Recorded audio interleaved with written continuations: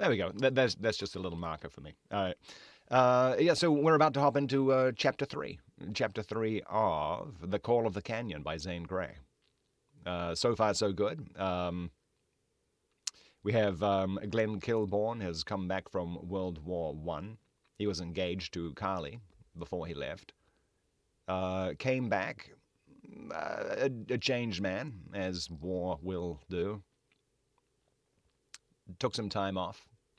Didn't abandon his fiance's promise to marry, but took off, and he's been gone for several months. Over in a very, very remote little town over on the American West. And his fiancée Carly has dropped in on a surprise visit because she's quite concerned, and he's sounds like he's not wanting to go back to the city. Anyway, it's definitely more of Carly's story than Glenn's, at least so far. It's all been from Carly's point of view. William's all about the dabs now. All right. Okay, but let's get on with Chapter 3. Chapter 3. Don't forget, if you're enjoying the stream, which we do Monday through Thursday, 10 a.m. Pacific, 1 p.m. Eastern, give me one of the little thumbs up there. I like those, and also there should be a little share button if you want to share it with your friends on Twitter or Facebook or even on YouTube, I guess. All righty, let's do it. Chapter 3. Carly was awakened by rattling sounds in her room. The raising of sleepy eyelids disclosed Flo on her knees before the little stove in the act of lighting a fire.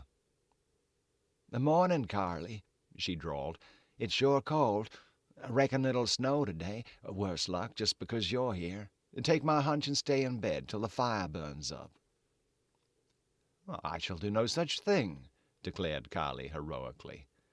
"Oh, we're afraid you'll take cold," said Flo. "This is desert country with high altitude. Spring is here when the sun shines, but it's only shining in streaks these days. That means winter, really. Please be good." "Well, it doesn't require much self-denial to stay here a while longer," replied Carly lazily. Flo left with a parting admonition not to let the stove get red hot, and Carly lay snuggled in the warm blankets, dreading the ordeal of getting out into that cold, bare room. Her nose was cold. When her nose grew cold, it being a faithful barometer as to temperature, Carly knew there was frost in the air. She preferred summer. Steam-heated rooms with hothouse flowers lending their perfume had certainly not trained Carly for primitive conditions. She had a spirit, however, that was waxing a little rebellious to all this intimation as to her susceptibility to colds and her probable weakness under privation. Carly got up.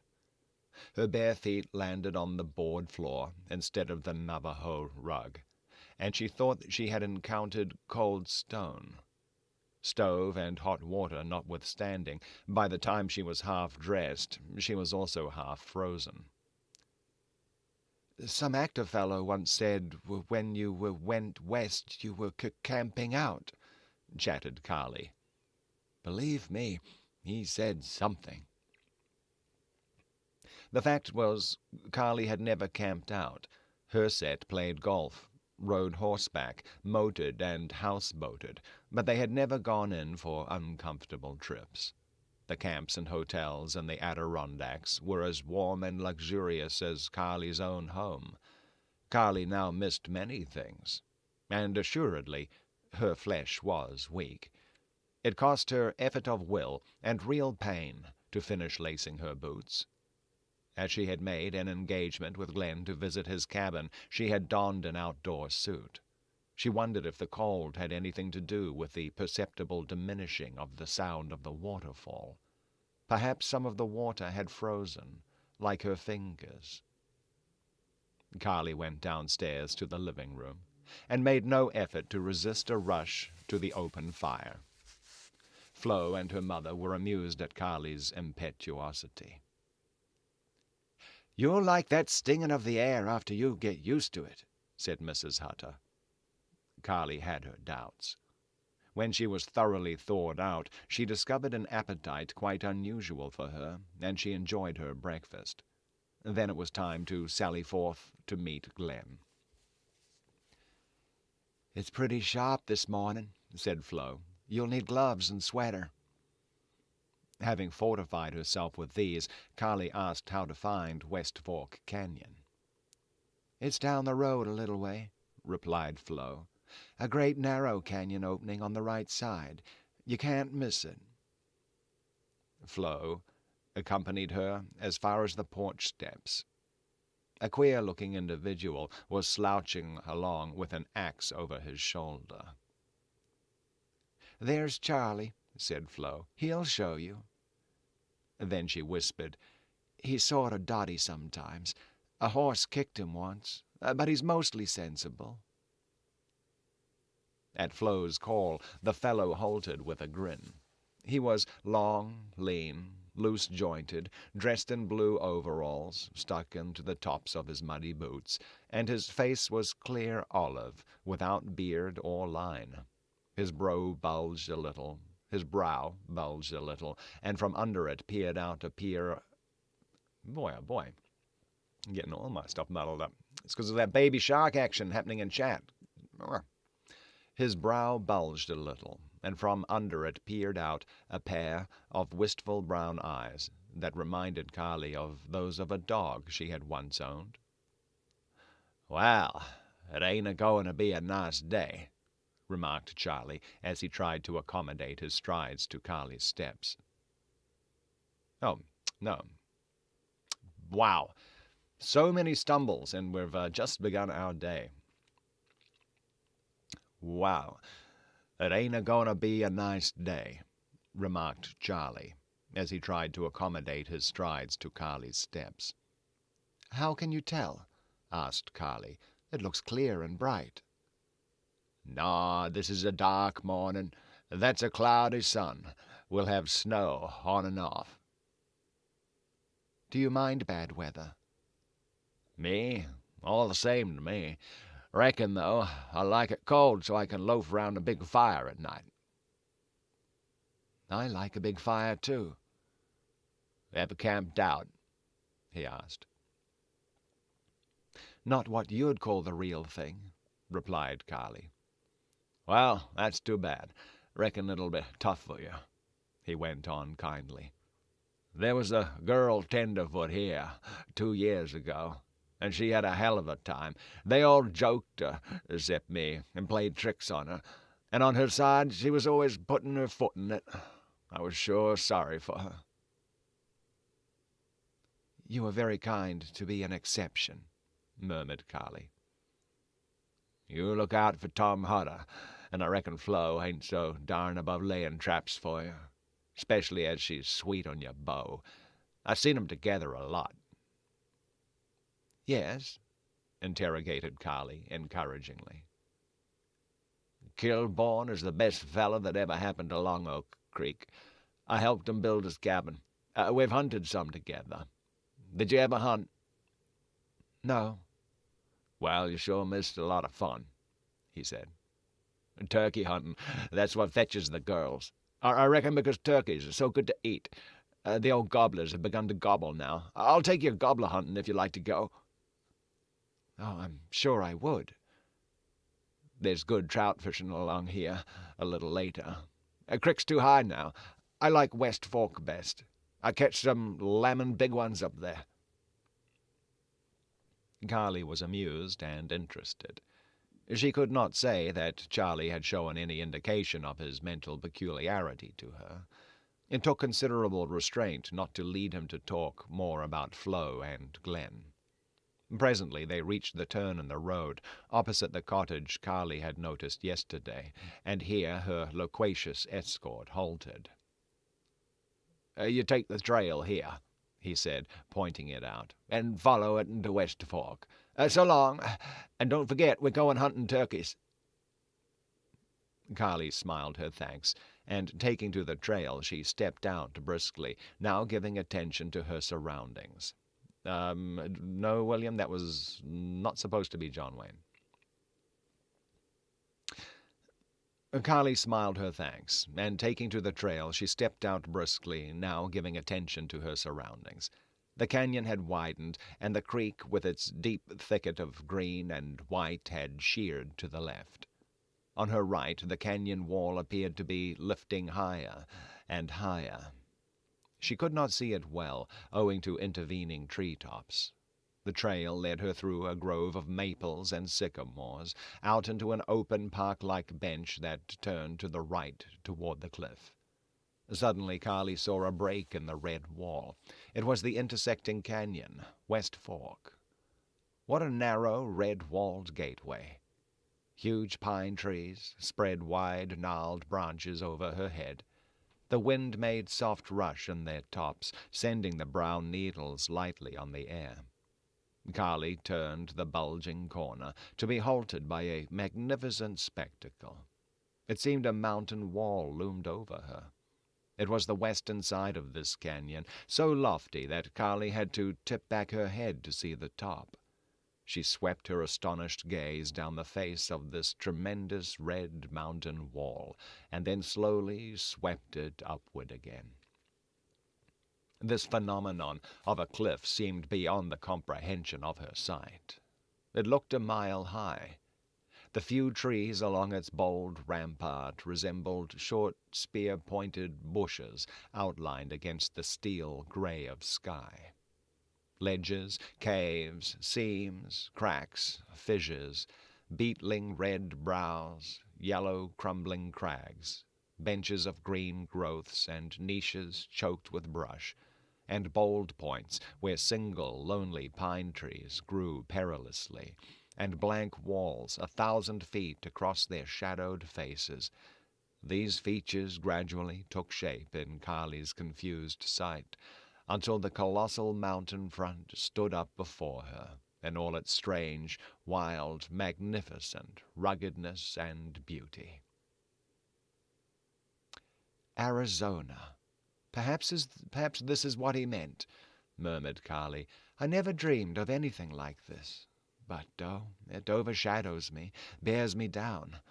I could never have a moment's peace under it. It fascinated her. There were inaccessible ledges that haunted her with their remote fastnesses. How wonderful would it be to get there, rest there, if that were possible. But only eagles could reach them. There were places, then, that the desecrating hands of man could not touch.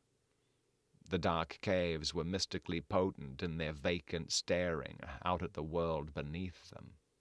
The crumbling crags, the toppling ledges, the leaning rocks, all threatened to come thundering down at the breath of wind. How deep and soft the red color in contrast with the green. How splendid the sheer, bold uplift of gigantic steps. Carly found herself marveling at the forces that had so rudely, violently, and grandly left this monument to nature. "Well, old Fifth Avenue gatter," called a gay voice, "if the back wall of my yard so halts you, what will you ever do when you see the Painted Desert, or climb Sunset Peak, or look down into the Grand Canyon?" "Oh, Glenn, where are you?" cried Carly, gazing everywhere near at hand. But he was farther away. The clearness of his voice had deceived her. Presently she espied him a little distance away, across a creek she had not before noticed. "Come on," he called. "I want to see you cross the stepping stones."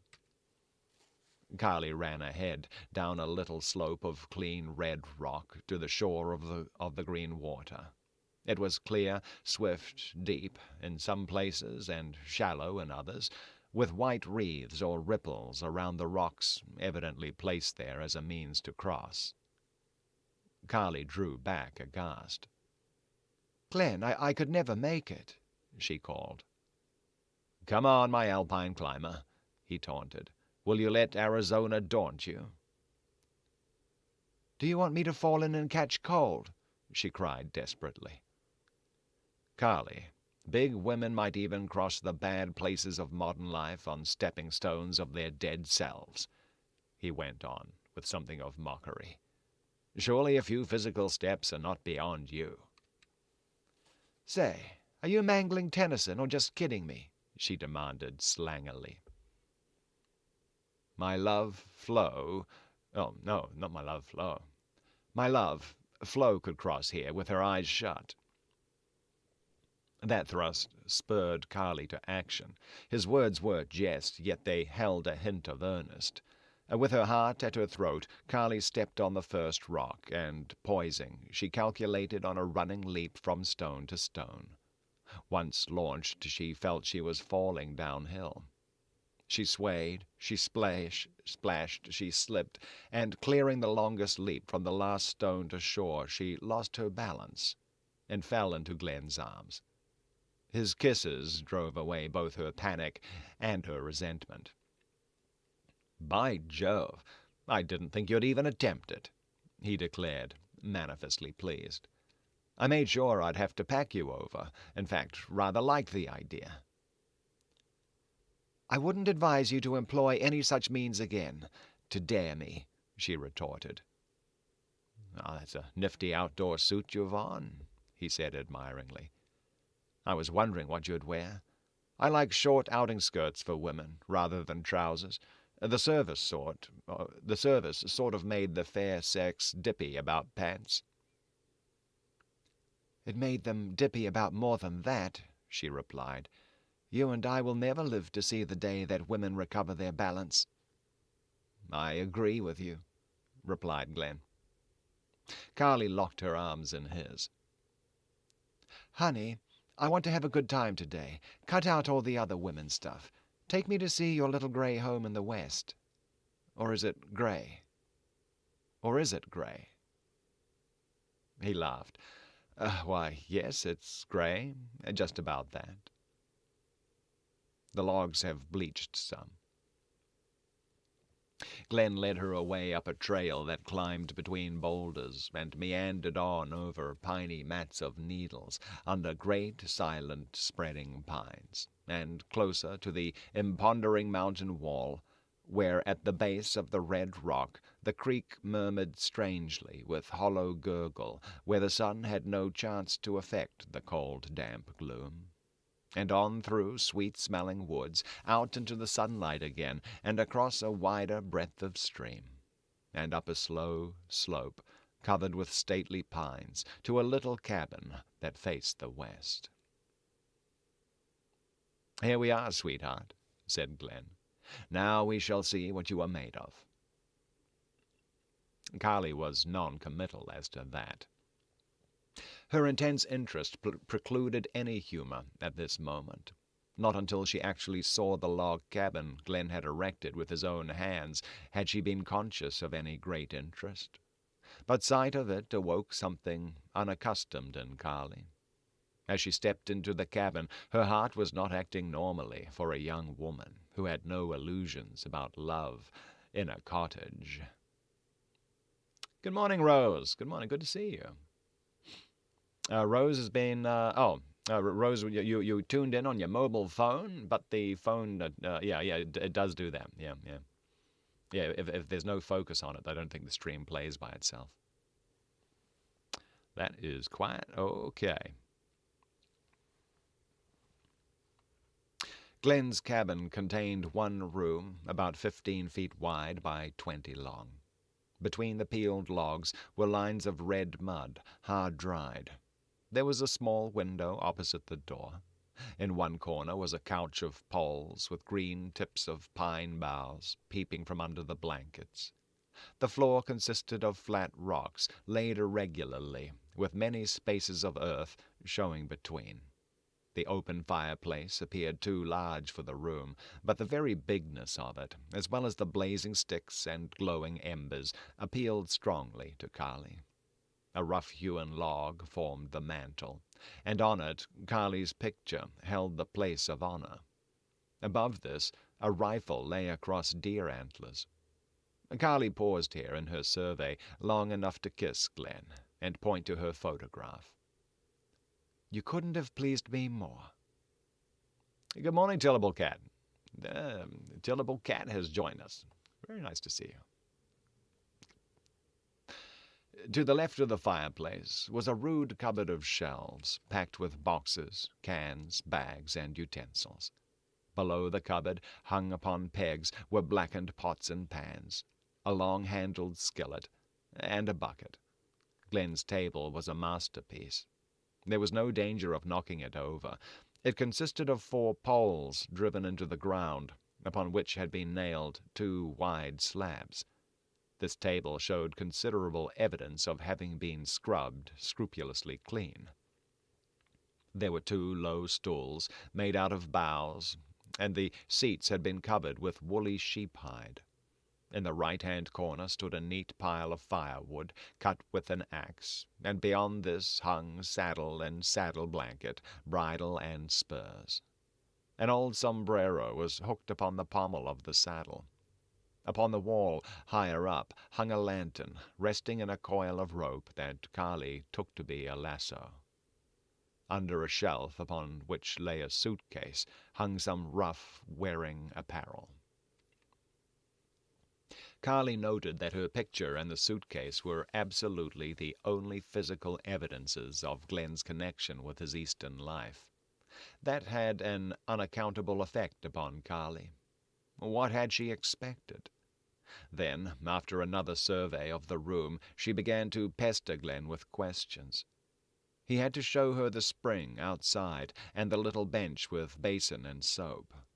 Sight of his soiled towel made her throw up her hands. She sat on the stools. She lay on the couch. She rummaged into the contents of the cupboard. She threw wood on the fire. Then, finally, having exhausted her search and inquiry, she flopped down on one of the stools to gaze at Glenn in awe and admiration and incredulity.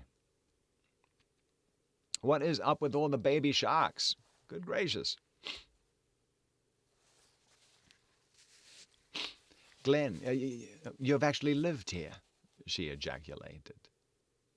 "Since last fall, before the snow came," he said, smiling. "Snow? Did it snow?" she inquired.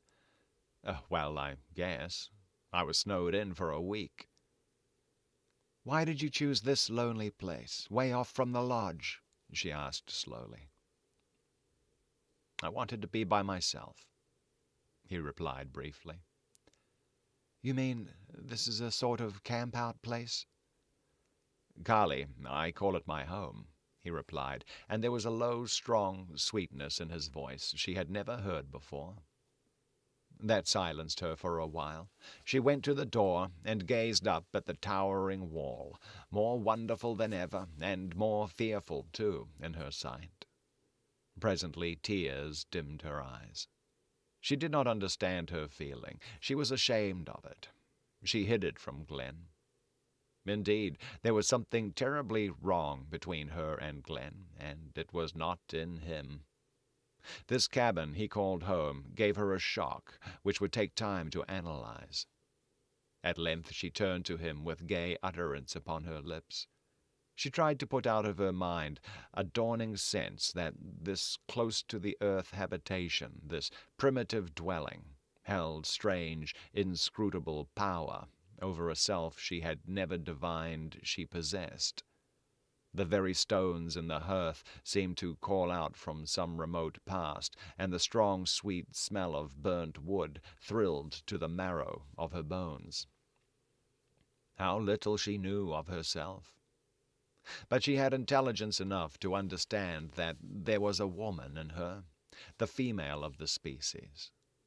And through that the sensations from logs and stones and earth and fire had strange power to call up the emotions handed down to her from the ages.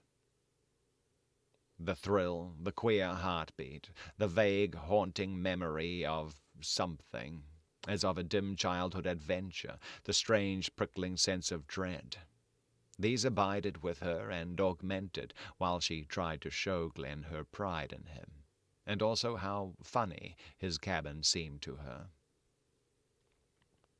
Once or twice he hesitatingly and somewhat appealingly, she imagined, tried to broach there in the west. But Carly wanted a little while with him, free of disagreeable argument. It was a foregone conclusion that she would not like his work. Her intention at first had been to begin at once to use all persuasion in her power toward having him go back east with her, or at the latest sometime this year. But the rude log cabin had checked her impulse. She felt that haste would be unwise. "Glenn Kilbourne, I told you why I came west to see you," she said spiritedly.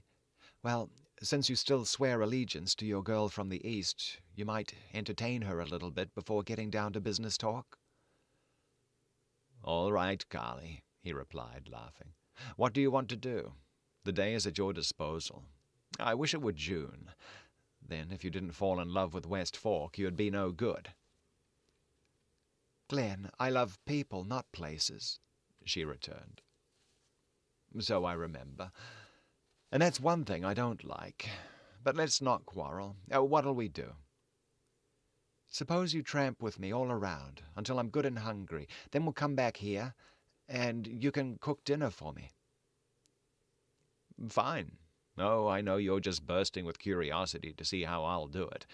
Well, you may be surprised, miss." "Let's go," she urged. "Shall I take my gun or fishing rod?" "You shall take nothing but me," retorted Carly. "What chance has a girl with a man if he can hunt or fish?" So they went out, hand in hand. Half of the belt of sky above was obscured by swiftly moving gray clouds. The other half was blue, and was being slowly encroached upon by the dark, storm-like pall. How cold the air! Carly had already learned that when the sun was hidden, the atmosphere was cold. Glenn led her down a trail to the brook, where he calmly picked her up in his arms, quite easily, it appeared, and leisurely packed her across, kissing her half a dozen times before he deposited her on her feet. "Glenn, you do this sort of thing so well that it makes me imagine you have practice now and then," she said. "No. But you are pretty and sweet and like the girl you were 4 years ago. That takes me back to those days." "I thank you. That's dear of you. I think I'm something of a cat. I'll be glad if this walk leads us often to the creek." Spring might have been fresh and keen in the air, but it had not yet brought much green to the brown earth or to the trees. The cottonwood showed a light, feathery verdure. The long grass was a bleached white, and low down, close to the sod, fresh, tiny green blades showed. The great fern leaves were sere and ragged, and they rustled in the breeze. Small, gray, sheath-barked trees with clumpy foliage and snags of dead branches, Glenn called cedars, and grotesque as these were, Carly rather liked them. They were approachable, not majestic and lofty like the pines, and they smelled sweetly wild, and, best of all, they afforded some protection from the bitter wind. Carly rested better than she walked. The huge sections of red rock that had tumbled from above also interested Carly, especially when the sun happened to come out for a few moments and brought out their color. She enjoyed walking on the fallen pines with Glenn below, keeping pace with her and holding her hand. Carly looked in vain for flowers and birds. The only living things she saw were rainbow trout that Glenn pointed out to her in the beautiful, clear pools. The way the great gray boulders trooped down to the brook as if they were cattle going to drink. The dark caverns under the shelving cliffs, where the water murmured with such hollow mockery. The low, spear-pointed gray plants resembling century plants, and which Glenn called mescal cactus, each with its single straight, dead stalk standing on high with fluted head. The narrow gorges, perpendicularly walled in red, where the constricted brook plunged in amber and white cascades over fall after fall, tumbling, rushing, singing its water melody. These all held singular appeal for Carly as aspects of the wild land, fascinating for the moment, symbolic of the lonely red man and his forebears, and by their raw contrast making more necessary and desirable and elevating the comforts and conventions of civilization. The caveman theory interested Carly only as mythology. Lonely, excuse me. Wow, got a little frog in my throat, yeah. Lonelier, wilder, grander grew Glenn's canyon. Carly was finally forced to shift her attention from the intimate objects of the canyon floor to the aloof and unattainable heights. Singular to feel the difference. That which she could see close at hand, touch if she willed, seemed to become part of her knowledge, could be observed and so possessed, and passed by. But the gold-red ramparts against the sky, the crannied cliffs, the crags of the eagles, the lofty, distant, blank walls, where the winds of the gods had written their wars, these haunted because they could never be possessed. Carly had often gazed at the Alps as at celebrated pictures. She admired, she appreciated, then she forgot. But the canyon heights did not affect her that way. They vaguely dissatisfied, and as she could not be sure of what they dissatisfied, she had to conclude that it was in herself. To see, to watch, to dream, to seek, to strive, to endure, to find. Was that what they meant? They might make her thoughtful of the vast earth, and its endless age, and its staggering mystery. But what more? The storm that had threatened blackened the sky, and gray scudding clouds buried the canyon rims, and long veils of rain and sleet began to descend. The wind roared through the pines, drowning the roar of the brook. Quite suddenly, the air grew piercingly cold. Carly had forgotten her gloves, and her pockets had not been constructed to protect hands. Glenn drew her into a sheltered nook where a rock jutted out from overhead, and a thicket of young pines helped break the onslaught of the wind. There Carly sat on a cold rock, huddled up close to Glenn, and wearing to a state she knew would be misery. Glenn not only seemed content, he was happy. "This is great," he said. His coat was open, his hands uncovered, and he watched the storm and listened with manifest delight. Carly hated to betray what a weakling she was, so she resigned herself to her fate, and imagined she felt her fingers numbing into ice and her sensitive nose slowly and painfully freezing. The storm passed, however, before Carly sank into abject and open wretchedness. She managed to keep pace with Glenn until exercise warmed her blood. At every little ascent in the trail, she found herself laboring to get her breath. There was assuredly evidence of abundance of air in this canyon, but somehow she could not get enough of it. Glenn detected this, and said it was owing to the altitude. When they reached the cabin, Carly was wet, stiff, cold, exhausted. How welcome the shelter, the open fireplace. Seeing the cabin in new light, Carly had the grace to acknowledge to herself that, after all, it was not so bad. "Now for a good fire, and then dinner," announced Glenn, with the air of one who knew his ground. "Can I help?" queried Carly. "Not today. I do not want you to spring any domestic science on me now." Carly was not averse to withholding her ignorance.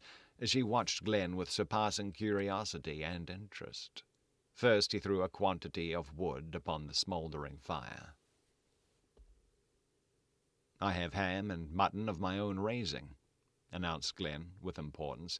"Which would you prefer?" "Of your own raising? What do you mean?" queried Carly.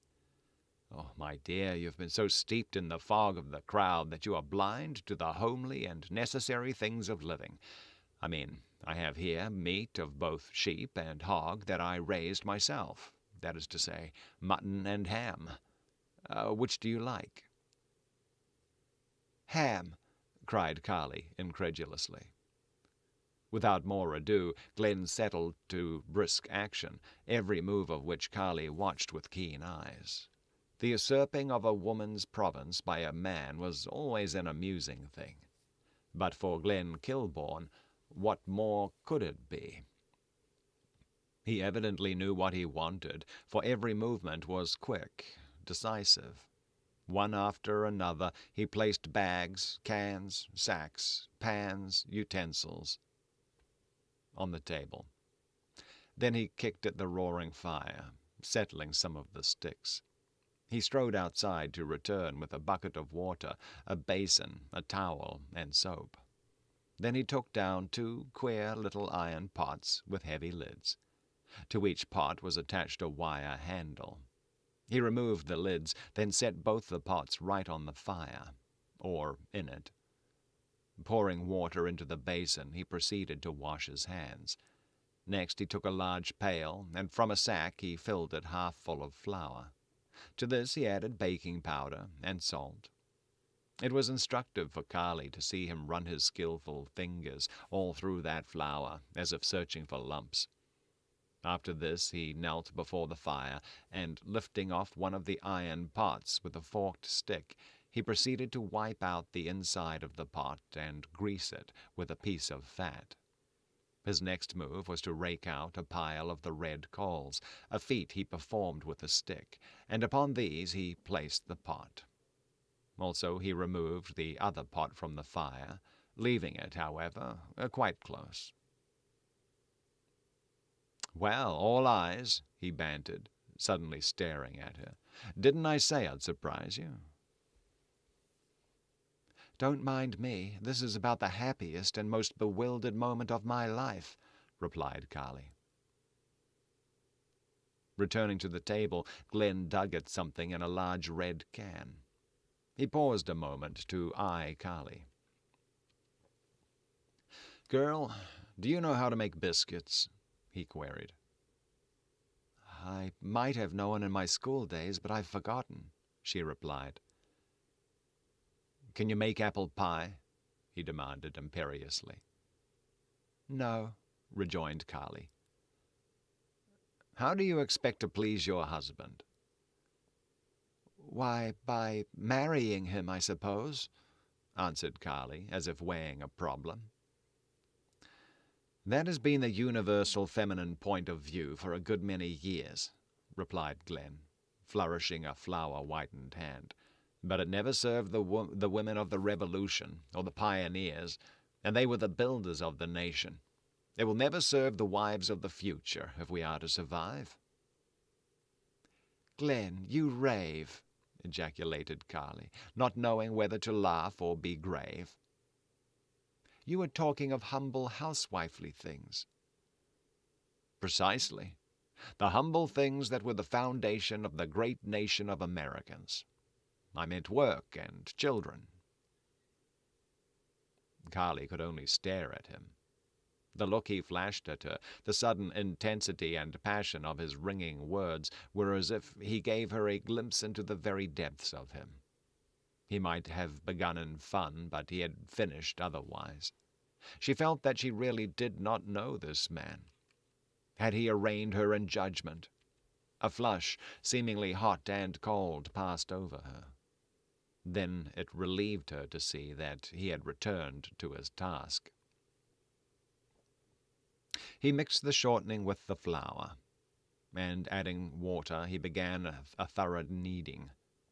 When the consistency of the mixture appeared to satisfy him, he took a handful of it, rolled it into a ball, patted and flattened it into a biscuit, and dropped it into the oven he had set aside on the hot coals.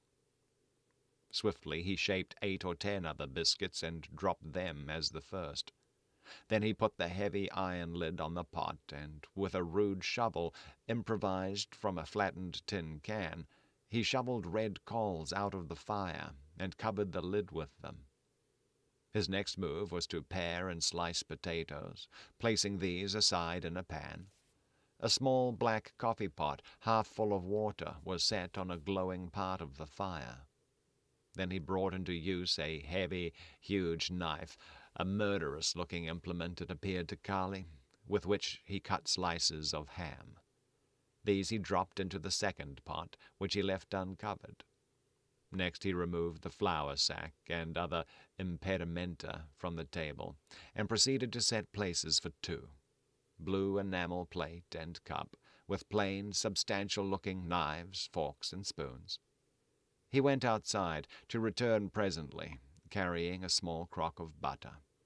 Evident butter in or near the spring. It looked dewy and cold and hard. After that he peeped under the lid of the pot which contained the biscuits. The other pot was sizzling and smoking, giving forth a delicious savoury odour that affected Carly most agreeably. The coffee pot had begun to steam. With a long fork Glenn turned the slices of ham and stood a moment watching them. Next he placed cans of 3 sizes of 3 sizes upon the table, and these, Carly conjectured, contained sugar, salt, and pepper. Carly might not have been present for all the attention he paid to her. Again he peeped at the biscuits. At the edge of the hot embers he placed the tin plate, upon which he carefully deposited the slices of ham.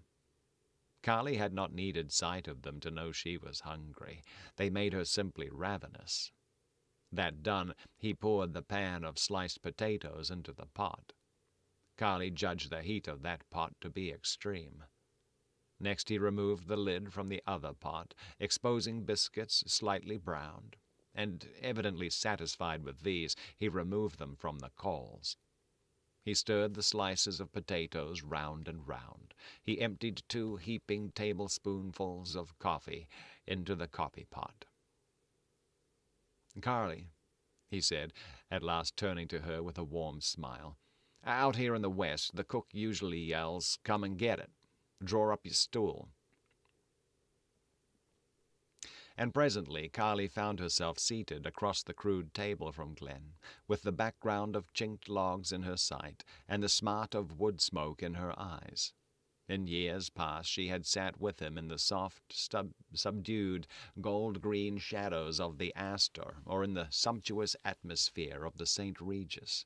But this event was so different, so striking, that she felt it would have limitless significance. For one thing, the look of Glenn. When had he ever seemed like this, wonderfully happy to have her there? Consciously proud of this dinner he had prepared in half an hour, strangely studying her as one on trial. This might have had its effect upon Carly's reaction to the situation, making it sweet, trenchant with meaning, but she was hungry enough, and the dinner was good enough, to make this hour memorable on that score alone. She ate until she was actually ashamed of herself. She laughed heartily, she talked, she made love to Glenn. Then suddenly an idea flashed into her quick mind. "Glenn, did this girl Flo teach you to cook?" she queried sharply. "No. I was always handy in camp. Then out here I had the luck to fall in with an old fellow who was a wonderful cook. He lived with me for a while. Why, what difference would it have made, had Flo taught me?" Carly felt the heat of blood in her face. I don't know that it would have made a difference. Only I'm glad she didn't teach you. I'd rather no girl could teach you what I couldn't." "You think I'm a pretty good cook, then?" he asked. "I've enjoyed this dinner more than any I've eaten." "Thanks, Carly. That'll help a lot," he said gaily, but his eyes shone with earnest, glad light. No, that's not the duck song. There's a long shaggy dog joke about the duck which keeps going into some store and saying, "You have any grapes? Got any grapes?" Over and over. I think that's what Anya's talking about.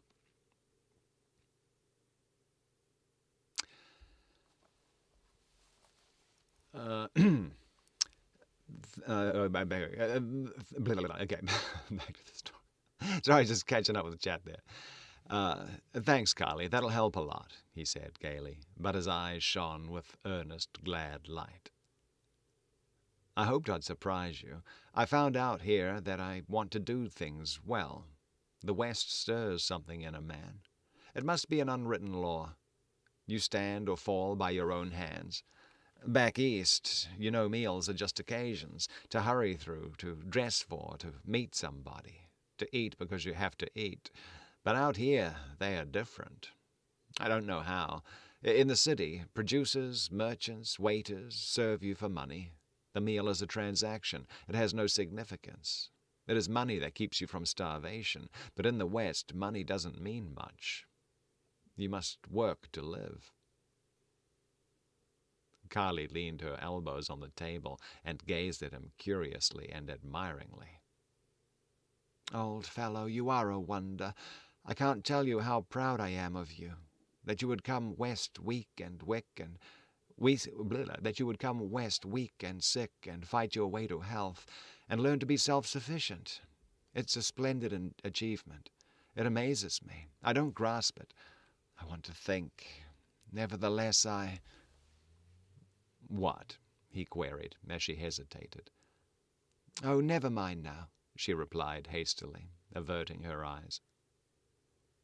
The day was far spent when Carly returned to the lodge, and in spite of the discomfort of cold and sleet, and the bitter wind that beat in her face as she struggled up the trail, it was a day never to be forgotten. Nothing had been wanting in Glenn's attention or affection. He had been comrade, lover, all she craved for, and but for his few singular words about work and children, there had been no serious talk, only a play day in his canyon and his cabin. Yet had she appeared at her best? Something vague and perplexing knocked at the gate of her consciousness. All righty. Good morning, Inca. Inca Cola. Inca Cola's joined us. What's up? Yeah, we'll take a little break between chapters here. That one, I was going to say that one was shorter than the previous two chapters, but just looking at the time, maybe not. Maybe not. We'll definitely get through at least one more chapter, at least one more. Chapter 4. 2 warm, sunny days in early May inclined Mr. Hutter to the opinion that pleasant spring weather was at hand, and that it would be a propitious time to climb up on the desert to look after his sheep interests. Glenn, of course, would accompany him. "Carly and I will go too," asserted Flo. "Oh, reckon that'll be good," said Hutter with approving nod. His wife also agreed that it would be fine for Carly to see the beautiful desert country round Sunset Peak. But Glenn looked dubious. "Carly, it'll be rather hard," he said. "You're soft, and riding and lying out will stove you up. You ought to break in gradually." "I rode 10 miles today," rejoined Carly, "and didn't mind it much." This was a little deviation from stern veracity. "Sure, Carly's well and strong," protested Flo. "She'll get sore, but that won't kill her." Glenn eyed Flo with rather penetrating glances. "I might drive Carly roundabout in the car," he said. "But you can't drive over those lava flats or go round either. We'd have to send horses in some cases miles to meet you. It's horseback if you go at all." Oh, wow, I got my people muddled up there. Okay, that's got to be Mr. Hutter. It's got to be Mr. Hunter. But you can't drive over those lava flats or go round either. Would have to send horses, in some cases miles to meet you, as horseback if you go at all. Sure, we'll go horseback, spoke up Flo. Carly has got it all over that Spencer girl who was here last summer. I think so, too. I'm sure I hope so. Because you remember what the ride to Long Valley did to Miss Spencer, rejoined Glenn. What? Inquired Carly. Bad cold, peeled nose, skinned shin, saddle sores. She was in bed for 2 days. She didn't show much pep the rest of her stay here, and she never got on another horse. Oh, is that all, Glenn? Returned Carly in feigned surprise.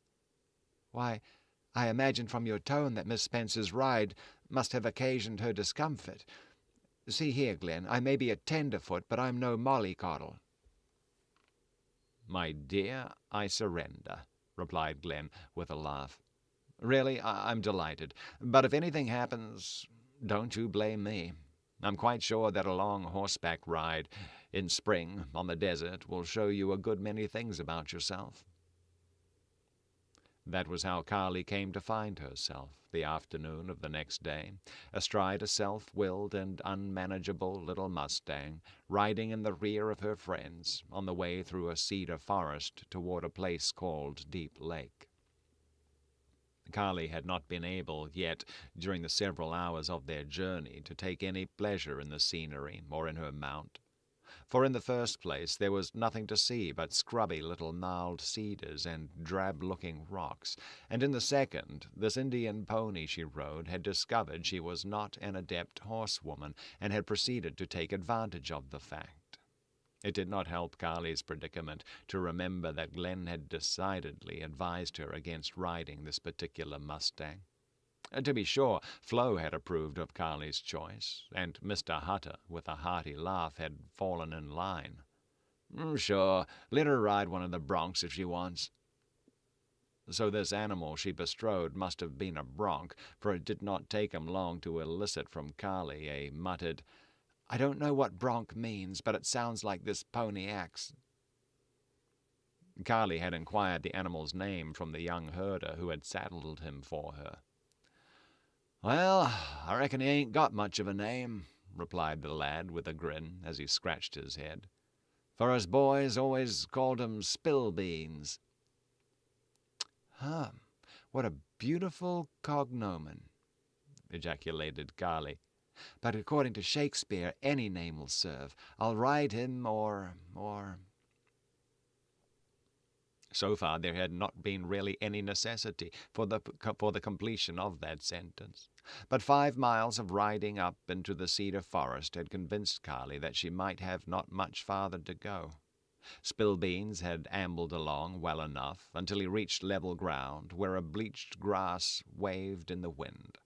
Here he manifested hunger, then a contrary nature, next insubordination, and finally direct hostility. Carly had urged, pulled, and commanded in vain. Then when she gave Spillbeans a kick in the flank, he jumped stiff-legged, propelling her up out of the saddle, and while she was descending, he made the queer jump again, coming up to meet her. The jolt she got seemed to dislocate every bone in her body. Likewise it hurt. Moreover, along with her idea of what a spectacle she must have presented, it quickly decided Carly that Spillbeans was a horse that was not to be opposed.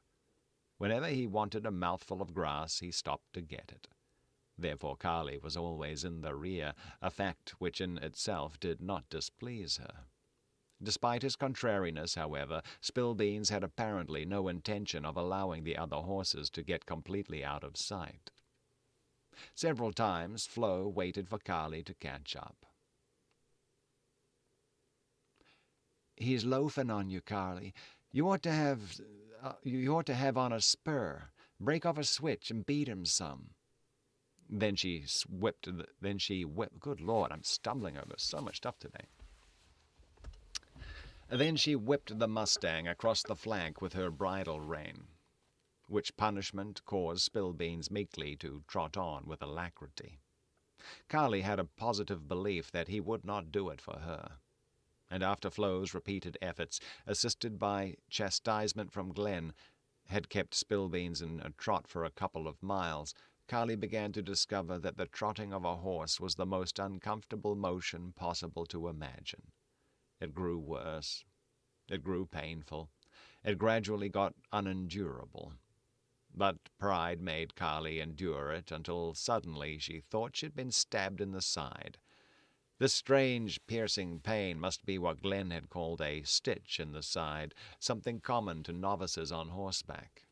Carly could have screamed. She pulled the mustang to a walk and sagged in her saddle until the pain subsided. What a blessed relief! Carly had keen sense of the difference between riding in Central Park and in Arizona. She regretted her choice of horses. Spillbeans was attractive to look at, but the pleasure of riding him was a delusion. Flo had said his gait resembled the motion of a rocking chair. This Western girl, according to Charlie, the sheep herder, was not above playing Arizona jokes. Because, be that as it might, Spillbeans now manifested a desire to remain with the other horses, and he broke out of a walk into a trot. Carly could not keep him from trotting. Hence her state soon wore into acute distress. Her left ankle seemed broken. The stirrup was heavy, and as soon as she was tired, she could no longer keep its weight from drawing her foot in. The inside of her right knee was as sore as a boil. Besides, she had other pains, just as severe, and she stood momentarily in mortal dread of that terrible stitch in her side. If it returned, she knew she would fall off. But fortunately, just when she was growing weak and dizzy, the horses ahead slowed to a walk on a descent. The road wound down deep into a wide canyon. Carly had a respite from her severest pains. Never before had she known what it meant to be so grateful for relief from anything. The afternoon grew far advanced, and the sunset was hazily shrouded in gray. Hutter did not like the looks of those clouds. "Reckon we're in for weather," he said. Carly did not care what happened, weather or anything else that might make it possible to get off her horse. Glenn rode beside her, inquiring solicitously as to her pleasure. "Ride of my life," she lied heroically, and it helped some to see that she both fooled and pleased him. Beyond the canyon, the seeded desert heaved higher and changed its aspect. The trees grew larger, bushier, greener, and closer together, with patches of bleached grass between and russet-lichened rocks everywhere. Small cactus plants bristled sparsely in open places, and here and there bright red flowers, Indian paintbrush, Flo called them, added a touch of color to the gray. Glenn pointed to where dark banks of cloud had massed around the mountain peaks. The scene to the west was somber and compelling. At last the men and the pack horses ahead came to a halt in a level green forestland with no high trees. Far ahead, a chain of soft gray, round hills led up to the dark, heaved mass of mountains. Carly saw the gleam of water through the trees. Probably her mustang saw or scented it because he started to trot. Carly had reached a limit of strength, endurance, and patience. She hauled him up short. When Spillbeans evinced a stubborn intention to go on, Carly gave him a kick. Then it happened. She felt the reins jerked out of her hands and the saddle propel her upward. When she descended, it was to meet that before-experienced jolt. "Oh, look!" cried Flo. "That bronc is going to pitch." "Hold on, Carly!" yelled Glenn. Desperately, Carly essayed to do just that, but Spillbeans jolted her out of the saddle. She came down on his rump and began to slide back and down. Frightened and curious, Carly tried to hang on to the saddle with her hands and to squeeze the mustang with her knees, but another jolt broke her hold. and then, helpless and bewildered, with her heart in her throat and a terrible sensation of weakness, she slid back at each upheave of the muscular rump until she slid off and to the ground in a heap, whereupon Spillbeans trotted off toward the water. Carly sat up before Glenn and Flo reached her. Manifestly they were concerned about her, but both were ready to burst with laughter. Carly knew she was not hurt, and she was so glad to be off the Mustang that, on the moment, she could almost have laughed herself. "That beast is well named," she said. "He spilled me all right, and I presume I resembled a sack of beans." Carly, you're not hurt?" asked Glenn, choking as he helped her up. "Not physically, but my feelings are." Then Glenn let out a hearty howl of mirth, which was seconded by a loud guffaw from Hutter. Flo, however, appeared able to restrain whatever she felt. To Carly, she looked queer. "Pitch, you called it that," said Carly. "Oh, he didn't really pitch. He just humped up a few times," replied Flo. And then when she saw how Carly was going to take it, she burst into a merry peal of laughter. Charlie, the sheep-herder, was grinning, and some of the other men turned away with shaking shoulders. "Laugh, you wild and woolly Westerners," shouted Carly. "It must have been funny. I hope I can be a good sport, but I bet you I ride him tomorrow." "Sure you will," replied Flo. Evidently the little incident drew the party closer together. Casey felt a warmth of good nature that overcame her first feeling of humiliation. They expected such things from her, and she should expect them too, and take them, if not fearlessly or painlessly, at least without resentment. Carly walked about to ease her swollen and sore joints, and while doing so, she took stock of the campground and what was going on. At second glance, the place had a certain attraction difficult for her to define. She could see far, and the view north toward those strange gray-colored symmetrical hills was one that fascinated while it repelled her.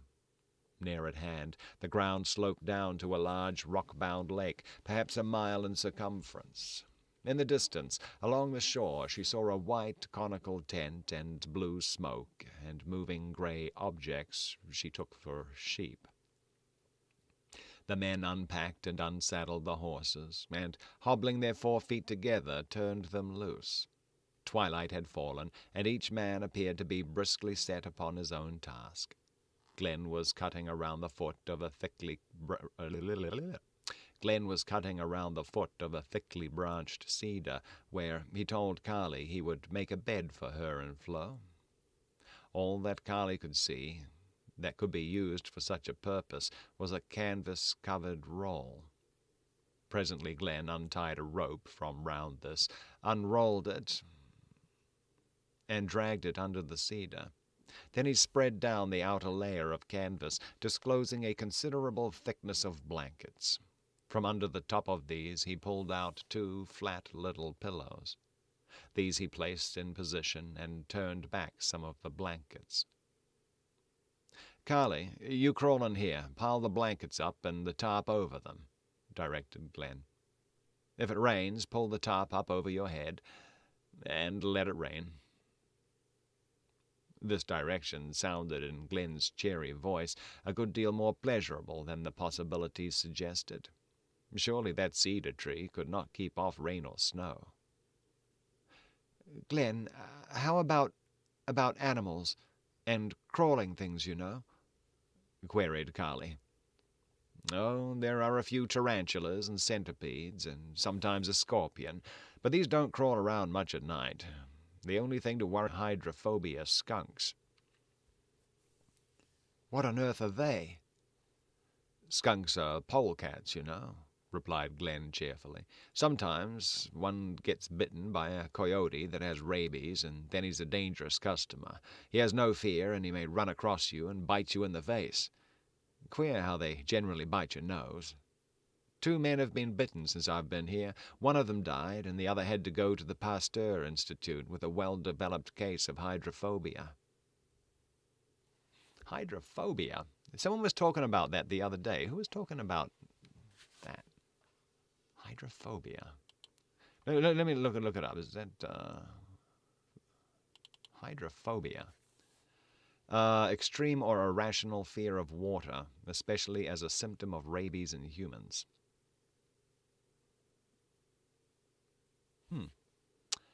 Interesting.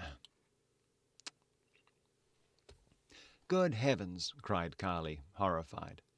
"Oh, you needn't be afraid," said Glenn. "I'll tie one of the dogs near your bed."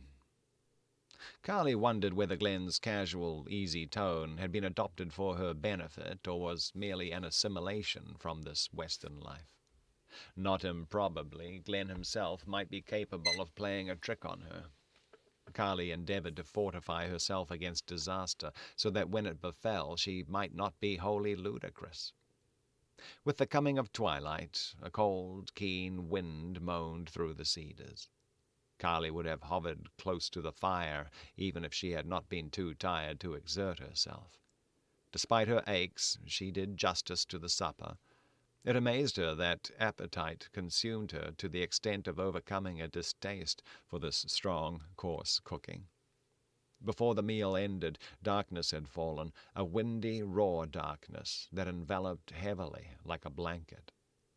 Presently Carly edged closer to the fire, and there she stayed, alternately turning back and front to the welcome heat. She seemingly roasted hands, face, and knees while her back froze. The wind blew the smoke in all directions. When she groped around with blurred, smarting eyes to escape the hot smoke, it followed her. The other members of the party sat comfortably on sacks or rocks, without much notice of the smoke that so exasperated Carly. Twice Glenn insisted that she take a seat he had fixed for her, but she preferred to stand and move around a little. By and by, the camp tasks of the men appeared to be ended, and all gathered near the fire to lounge and smoke and talk. Glenn and Hutter engaged in interested conversation with 2 Mexicans, evidently sheep herders. If the wind and cold had not made Carly so uncomfortable, she might have found the scene picturesque. How black the night! She could scarcely distinguish the sky at all. The cedar branches swished in the wind, and from the gloom came a low sound of waves lapping a rocky shore. Presently Glenn held up a hand. "Listen, Carly," he said. Then she heard strange, wild yelps, staccato, piercing, somehow infinitely lonely. They made her shudder. "Coyotes," said Glenn. "You'll come to love that chorus. Hear the dogs bark back." Carly listened with interest, but she was inclined to doubt that she would ever become enamored of such wild cries. "Do coyotes come near camp?" she queried. "Sure. Sometimes they pull your pillow out from under your head." "Oh, that's Flo." "Sure. Sometimes they pull your pillow out from under your head," replied Flo laconically. Carly did not ask any more questions. Natural history was not her favorite study, and she was sure she could dispense with any first-hand knowledge of desert beasts. She thought, however, she heard one of the men say, "Big varmint prowling round the sheep," to which Hutter replied, "Reckon it was a bear." And Glenn said, "I saw his fresh track by the lake. Some bear." The heat from the fire made Carly so drowsy that she could scarcely hold up her head. She longed for bed, even if it was out there in the open. Presently Flo called her. "Come, let's walk a little before turning in." So Carly permitted herself to be led to and fro down an open aisle between some cedars. The far end of that aisle, dark, gloomy, with the bushy, secretive cedars all around, caused Carly apprehension she was ashamed to admit. Flo talked eloquently about the joys of camp life and how the harder any outdoor task was, and the more endurance and pain it required, the more pride and pleasure one had in remembering it. "It's okay, Rose. Glad to have you back." Carly was weighing the import of these words when suddenly Flo clutched her arm. "What's that?" she whispered tensely. Carly stood stock still. They had reached the furthermost end of that aisle, but had turned to go back. The flare of the campfire threw a wan light out into the shadows before them. There came a rustling in the brush, a snapping of twigs. Cold tremors chased up and down Carly's back. "Sure, it's a varmint, all right. Let's hurry," whispered Flo. Carly needed no urging. It appeared that Flo was not going to run. She walked fast, peering back over her shoulder, and hanging to Carly's arm, she rounded a large cedar that had obstructed some of the firelight. The gloom was not so thick here. And on the instant Carly espied a low, moving object, somehow furry and gray in color. She gasped. She could not speak. Her heart gave a mighty throb and seemed to stop. What do you see?" cried Flo, sharply peering ahead. "Oh, come, Carly, run!" Flo's cry showed she must nearly be strangled with terror. But Carly was frozen in her tracks. Her eyes were riveted upon the gray, furry object. It stopped. Then it came faster. It magnified. It was a huge beast. Carly had no control over mind, heart, voice, or muscle. Her legs gave way. She was sinking. A terrible panic, icy, sickening, rending, possessed her whole body. The huge gray thing came at her. Into the rushing of her ears broke thudding sounds. The thing leaped up. A horrible petrification suddenly made stone of Carly. Then she saw a gray, mantle-like object cast aside to disclose the dark form of a man.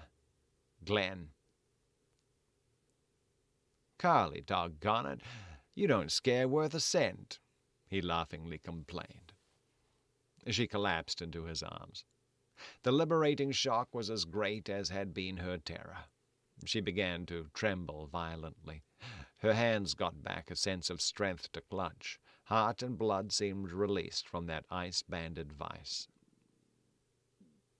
"Say, I believe you was scared," went on Glenn, bending over her. "Scared?" she gasped. "Oh, there's no word to tell what I was." Flo came running back, giggling with joy.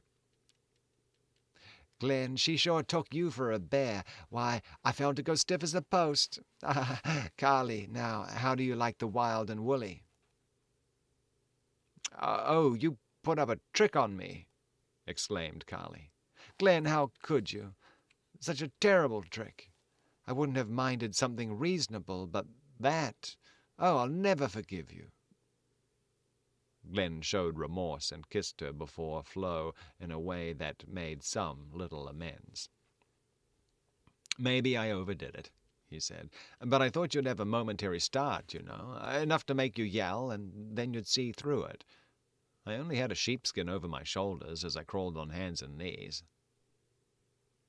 "Glenn, for me you were a prehistoric monster, a dinosaur or something," replied Carly.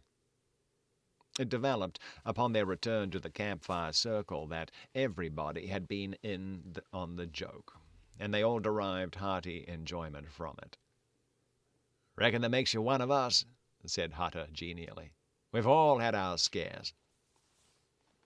Carly wondered if she were not so constituted... What? Carly wondered if she were not so constituted...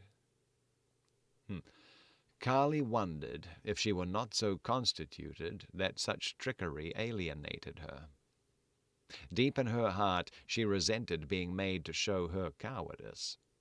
But then she realized that no one had really seen any evidence of her state. It was fun to them. "There, well, thank you, Rose, thank you." Little by little, we're going to get there. Soon after this incident, Hutter sounded what he called the roll call for bed.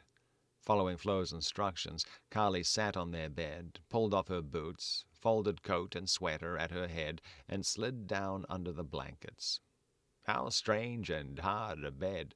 Yet Carly had the most delicious sense of relief and rest she had ever experienced.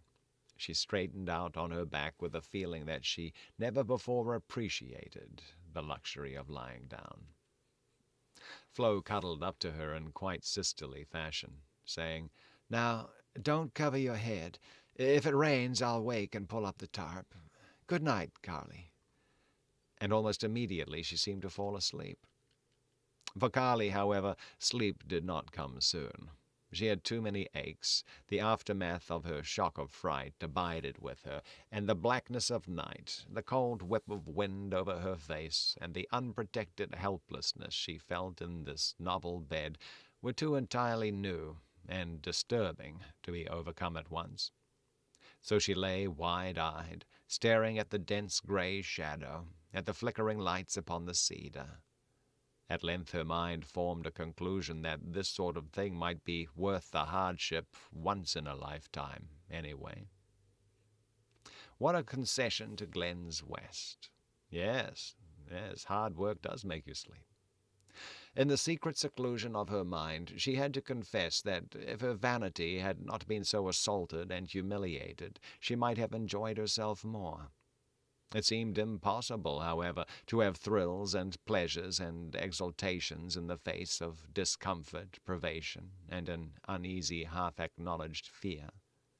No woman could have either a good or a profitable time when she was at her worst.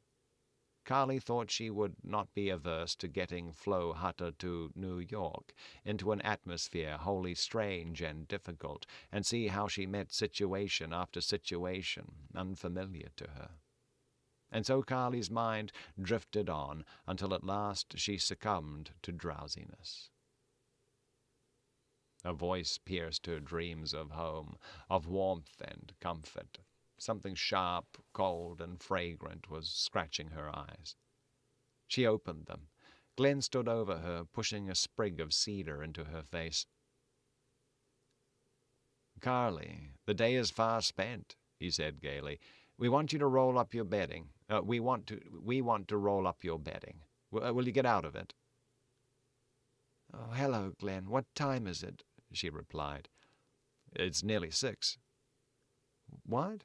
Do you expect me to get up at that ungodly hour?" "We're all up. Flo's eating breakfast. It's going to be a bad day, I'm afraid, and we want to get packed and moving before it starts to rain." "Why do girls leave home?" she asked tragically. "To make poor devils happy, of course," he replied, smiling down upon her. That smile made up to Carly for all the clamoring sensations of stiff, sore muscles. It made her ashamed that she could not fling herself into this adventure with all her heart. Carly essayed to sit up.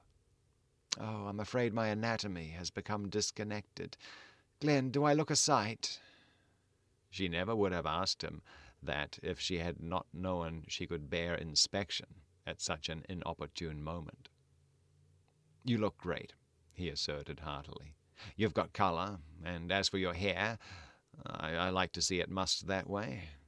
You were always one to have it dressed just so. Come, Carly, rustle now."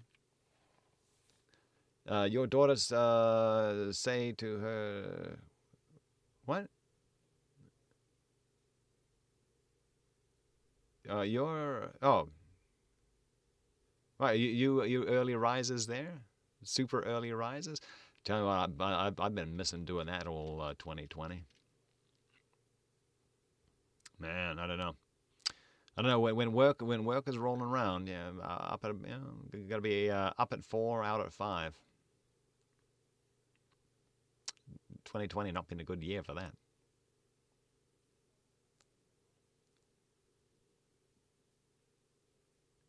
$6:30? Yeah, I mean, yeah, that's a reasonable time to get up. We'll get back to this in just a second. Gonna have a little sip of the old water here. Let's see.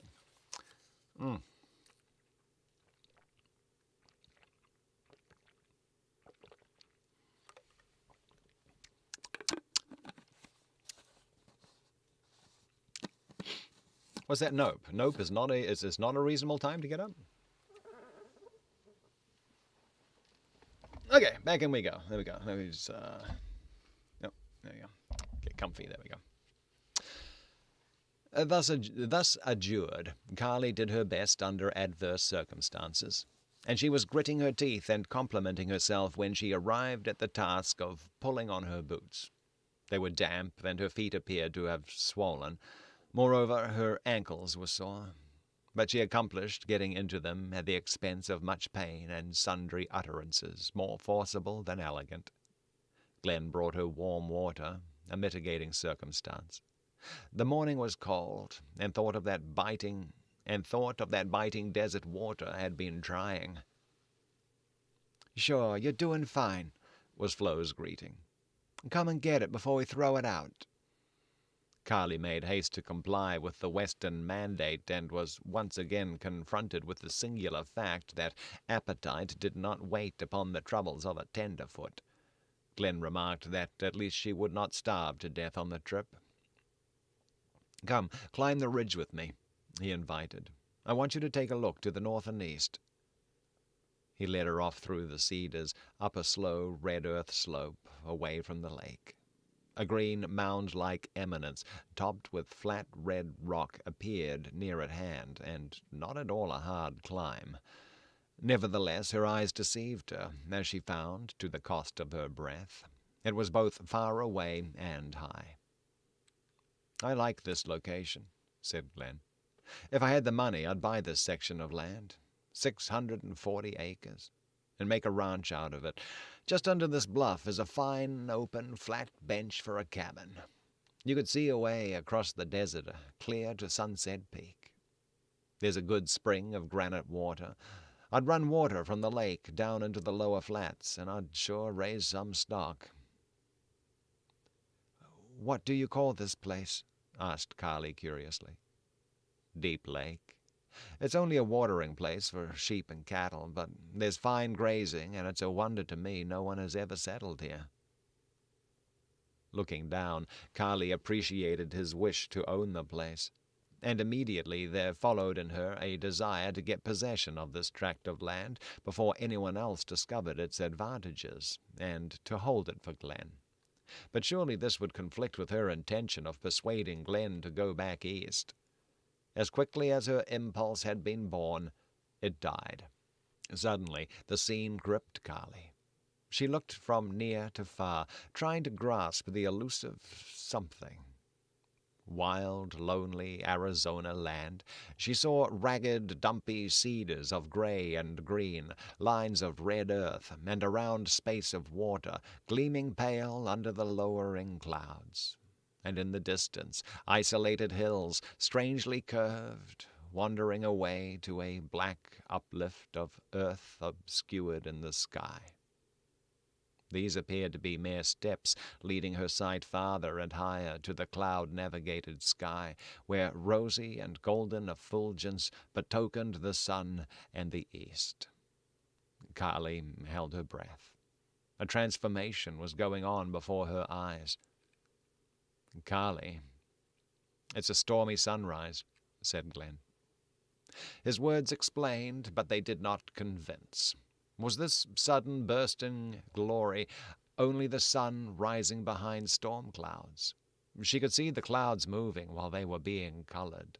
The universal gray surrendered under some magic paintbrush.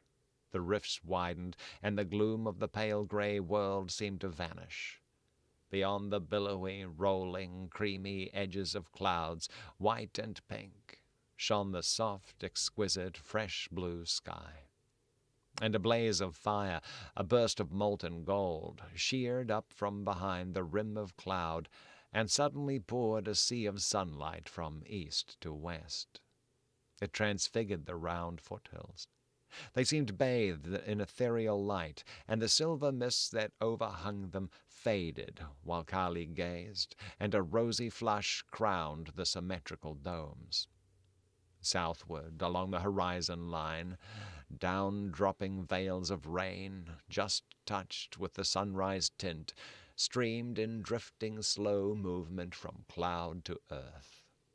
To the north, the range of foothills lifted toward the majestic dome of Sunset Peak, a volcanic upheaval of red and purple cinders, bare as rock, round as the lower hills, and wonderful in its color. Full in the blaze of the rising sun, it flaunted an unchangeable front.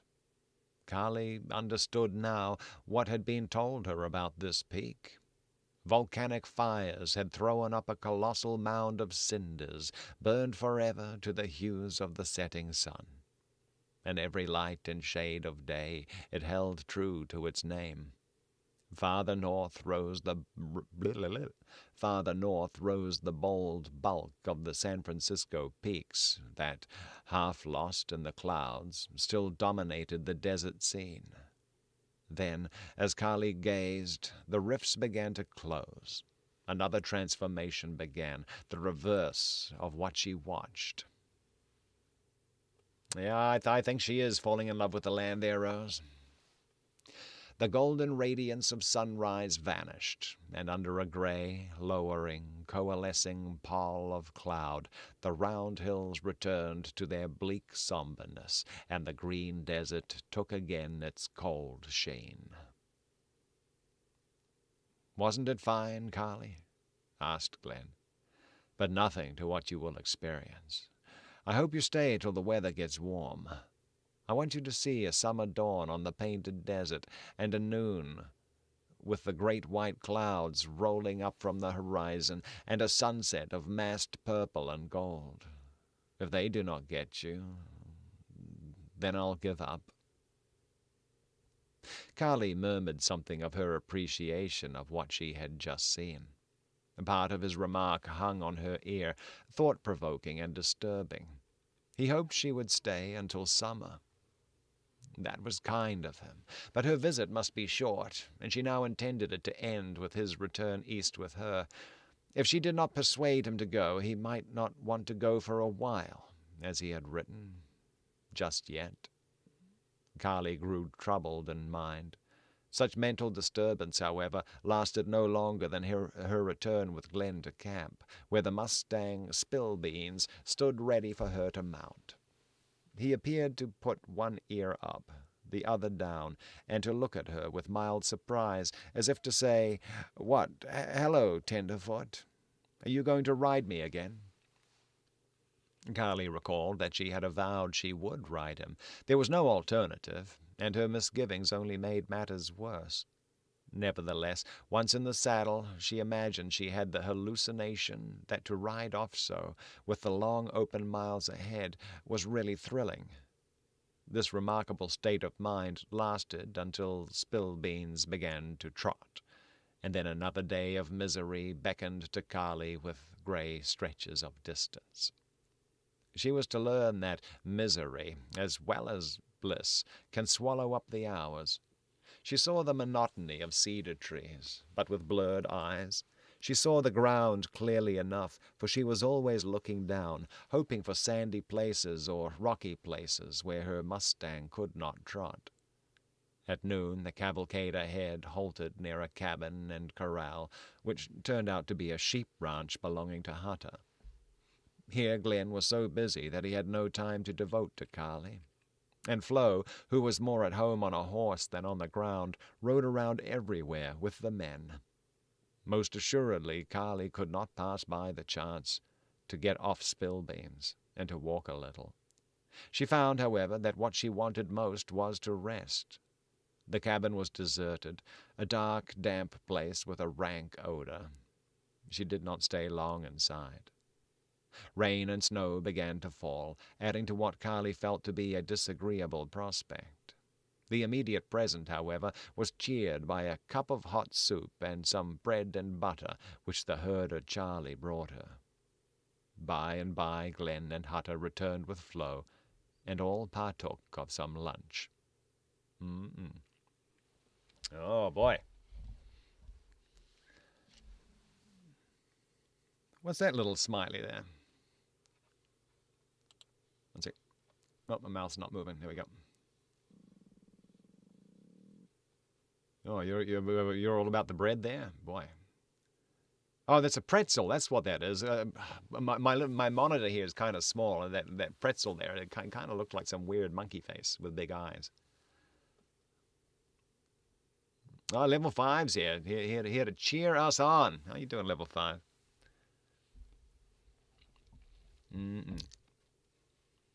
Okay. All too soon, Carly found herself astride the must. Glenn helped her don the slicker, an abominable sticky rubber coat that bundled her up and tangled her feet round the stirrups.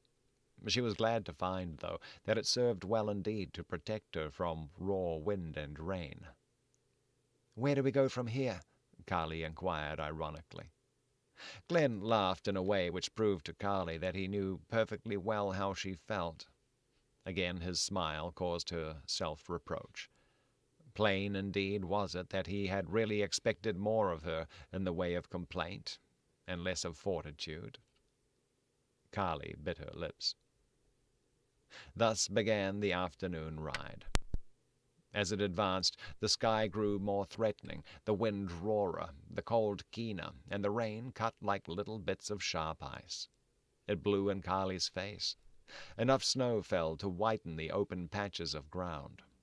In an hour, Carly realized that she had the hardest task of her life to ride to the end of the day's journey. No one could have guessed her plight. Glenn complimented her upon her adaptation to such unpleasant conditions. Flo evidently was on the lookout for the tenderfoot's troubles, but as Spillbeans had taken to lagging at a walk, Carly was enabled to conceal all outward sign of her woes.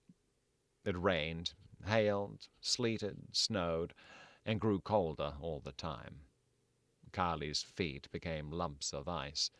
Every step the Mustang took sent acute pains ramifying from bruised and raw places all over her body. Once, finding herself behind the others and out of sight in the cedars, she got off to walk a while, leading the Mustang. This would not do, however, because she fell too far in the rear. Mounting again, she rode on, beginning to feel that nothing mattered, that this trip would be the end of Carly Birch. How she hated that dreary, cold, flat land the road bisected without end. It felt as if she rode hours to cover a mile. In open stretches she saw the whole party straggling along, separated from one another, and each for himself.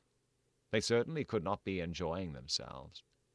Carly shut her eyes, clutched the pommel of the saddle, trying to support her weight. Could she endure another mile?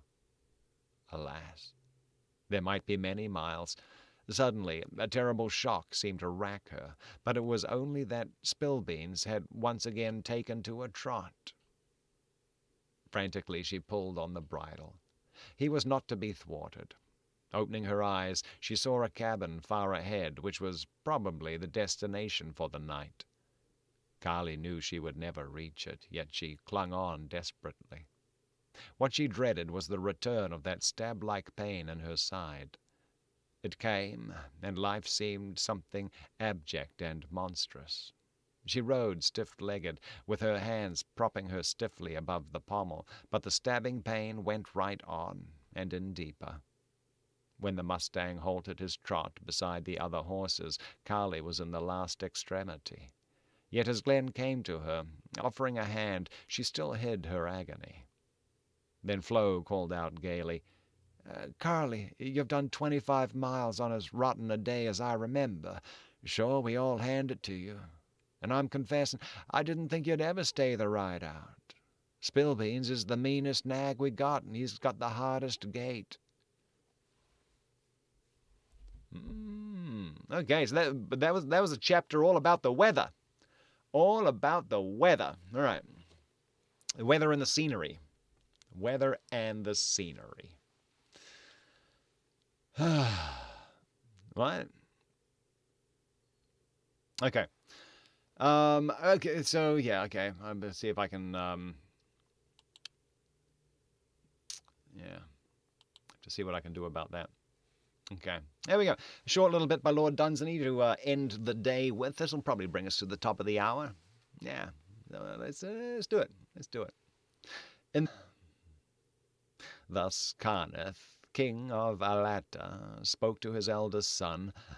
I bequeath to thee my city of Zoon, with its golden eaves, whereunder hum the bees.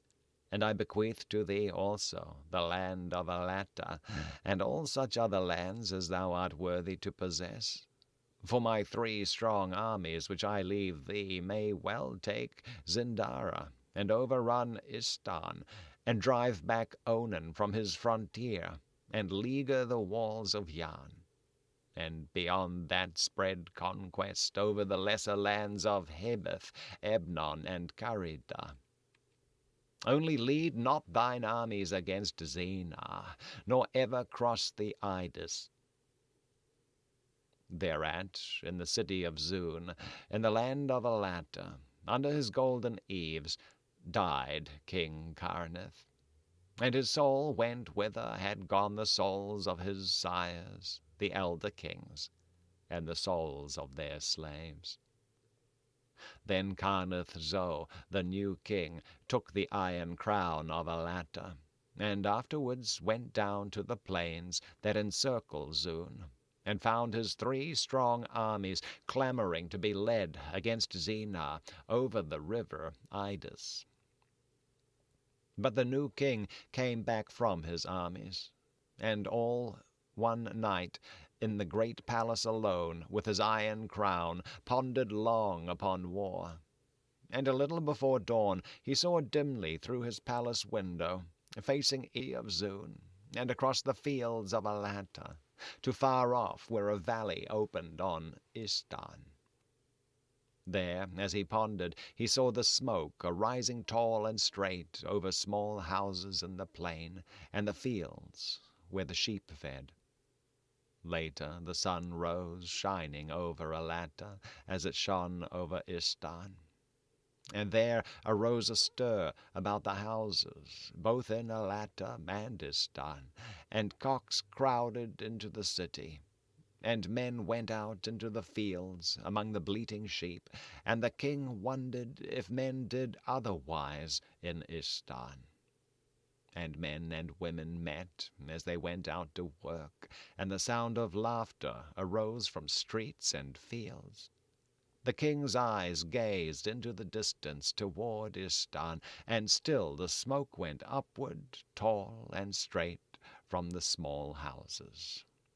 And the sun rose higher, that shone upon Alatta and Istan, causing the flowers to open wide in each, and the birds to sing, and the voices of men and women to arise. And in the marketplace of Zoon caravans were astir that set out to carry merchandise to Istan, and afterwards passed camels coming to Alatta with many tinkling bells. All this the king saw as he pondered much, who had not pondered before. Westward the Agnid mountains frowned in the distance, guarding the river Idis. Behind them the fierce people of Zena lived in a bleak land. Later the king, going abroad through his new kingdom, came on the temple of the gods of old. There he found the roof shattered, and the marble columns broken, and tall weeds met together in the inner shrine, and the gods of old, bereft of worship or sacrifice, neglected and forgotten. And the king asked of his counselors who it was that had overturned this temple of the gods, or caused the gods themselves to be thus forsaken. And they answered him, "Time has done this." Next the king came upon a man bent and crippled, whose face was furrowed and worn. And the king, having seen no such sight within the court of his father, said to the man, "Who hath done this thing to you?" And the old man answered, Time hath ruthlessly done it. But the king and his counsellors went on, and next they came upon a body of men, carrying among them a hearse. And the king asked his counsellors closely concerning death, for these things had not before been expounded to the king. And the oldest of the counsellors answered, Death, O king, is a gift sent by the gods by the hand of their servant Time, and some receive it gladly, and some are forced reluctantly to take it, and before others it is suddenly flung in the middle of the day. And with this gift that Time hath brought him from the gods, a man must go forth into the dark, to possess no other thing for so long as the gods are willing. But the king went back to his palace, and gathered the greatest of his prophets and his counsellors, and asked them more particularly concerning Time. And they told the king how that Time was a great figure, standing like a tall shadow in the dusk, or striding unseen across the world, and how that he was the slave of the gods, and did their bidding, but ever chose new masters, and how all the former masters of Time were dead, and their shrines forgotten. And one said, I have seen him once, when I went down to play again in the garden of my childhood because of certain memories. And it was towards evening, and the light was pale, and I saw Time standing over the little gate, pale like the light, and he stood between me and that garden, and had stolen my memories, because he was mightier than I. And another said, I too have seen the enemy of my house, for I saw him when he strode over the fields that I knew well, and led a stranger by the hand to place him in my home, to sit where my forefathers sat. And I saw him afterwards walk thrice round the house, and stoop, and gather up the glamour from the lawns, and brush aside the tall poppies in the garden, and spread weeds in his pathway where he strode through the remembered nooks. And another said, he went one day into the desert, and brought up life out of the waste places, and made it cry bitterly, and covered it with the desert again. And another said, I too saw him once seated in the garden of a child, tearing the flowers, and afterwards he went away through many woodlands, and stooped down as he went, and picked the leaves one by one from the trees.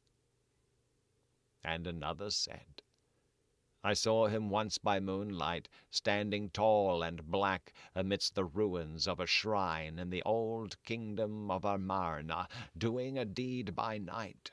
And he wore a look on his face, such as murderers wear, as he busied himself to cover over something with weeds and dust.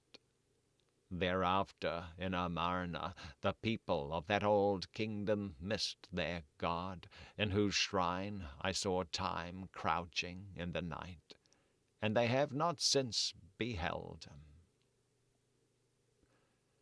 And all the while, from the distance at the city's edge, rose a hum from the 3 armies, clamoring to be led against Zena. Thereat the king went down to his 3 armies, and speaking to their chiefs said, I will not go down clad with murder to be king over other lands. I have seen the same morning arising on Istan that also gladdened Alata, and have heard peace lowing among the flowers. I will not desolate homes to rule over an orphaned land, and a land widowed. But I will lead you against the pledged enemy of Alatta, who shall crumble the towers of Zun, and hath gone far to overthrow our gods. He is the foe of Zindara and Istan, and many citadelled Yan, Hebeth, and Ebnon. He is the foe of Zindara and Istan, and many citadelled Yan, Hebeth, and Ebnon may not overcome him, nor Karida be safe against him among her bleakest mountains. He is a foe mightier than Zena, with frontiers stronger than Idis. He leers at all the peoples of the earth, and mocks their gods, and covets their builded cities.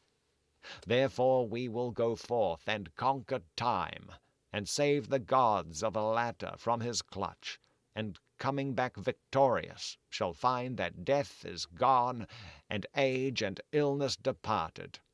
And here we shall live for ever by the golden eaves of Zun, while the bees hum among unrusted gables and never-crumbling towers. There shall be neither fading nor forgetting, nor ever dying nor sorrow, when we shall have freed the peoples of the earth from inexorable time. And the armies swore that they would follow the king to save the world and the gods. So the next day the king set forth with his 3 armies, rivers, and marched through many lands. Went, they asked for news of time. And the first day they met a woman with her face furrowed, told them that she had been beautiful, and that time had smitten her in the face with his 5 claws. Many an old man they met as they marched in search of time. All had seen him, but none could tell him more, except that some said he went that way, and pointed to a ruined tower, or to an old and broken tree. Nothing I can do about it, I'm afraid. And day after day, and month after month, the king pushed on with his armies, hoping to come at last on time. Sometimes they encamped at night near palaces of beautiful design, or beside gardens of flowers, hoping to find their enemy when he came to desecrate in the dark. Sometimes they came on cobwebs, sometimes on rusted chains and houses with broken roofs or crumbling walls. Then the armies would push on apace, thinking they were closer upon the track of time. Weeks passed by, and weeks grew to months, and always they heard reports and rumors of time, but never found him. The armies grew weary of the great march, but the king pushed on, and would let none turn back, saying always that the enemy was near at hand. Month in, month out, the king led on his now unwilling armies, till at last they had marched for close upon a year, and came to the village of Astarma, very far to the north. There many of the king's wary soldiers deserted from his armies, and settled down in Astarma, and married Astarmian girls. By these soldiers we have the march of the armies clearly chronicled, to the time when they came to Astarma, having been nigh a year upon the march. And the army left that village, and the children cheered them as they went up the street. And 5 miles distant they passed over a ridge of hills, and out of sight. Beyond this less is known, but the rest of this chronicle is gathered from the tales that the veterans of the king's armies used to tell in the evenings about the fires in Zun, and remembered afterwards by the men of Zena. It is mostly credited in these days that such of the king's armies as went on past Astarma came at last, it is not known after how long a time, over a crest of a slope where the whole earth slanted green to the north. Below it lay green fields, and beyond them moaned the sea, with never shore nor island so far as the eye could reach. Among the green fields lay a village, and on this village the eyes of the king and his armies were turned as they came down the slope. It lay beneath them, grave with seared antiquity, with old-world gables stained and bent by the lapse of frequent years, with all its chimneys awry. Its roofs were tiled with antique stones, covered over deep with moss.